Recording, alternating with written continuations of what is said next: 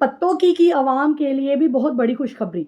वजीर आजम मरियम नवाज शरीफ की तरफ से 15 बसेस का बाकायदा तौर पर इफ्तिताह कर दिया गया है, जो कि पत्तों की ता लाहौर तक आने वाले मुसाफिरों को बिल्कुल फ्री ट्रांसपोर्ट दी जा रही है। बल्कि पूरी 15 बसेस चलेंगी जो कि फ्री होंगी। आपको किसी किस्म का कोई किराया नहीं देना पड़ेगा और ये बसेस पिक एंड ड्रॉप दोनों की सहूलत आपको देगी।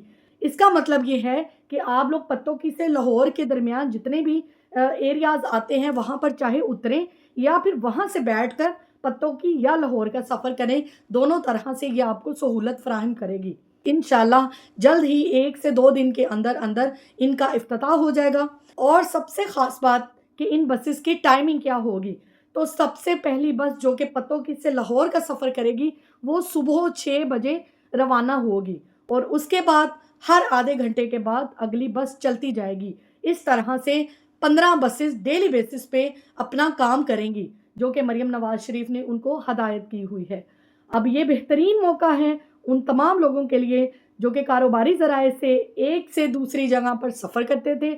दुआ करें कि हमारे पाकिस्तान में मज़ीद ऐसे अच्छे अच्छे काम होते रहें, लोग खुशहाली की तरफ आएँ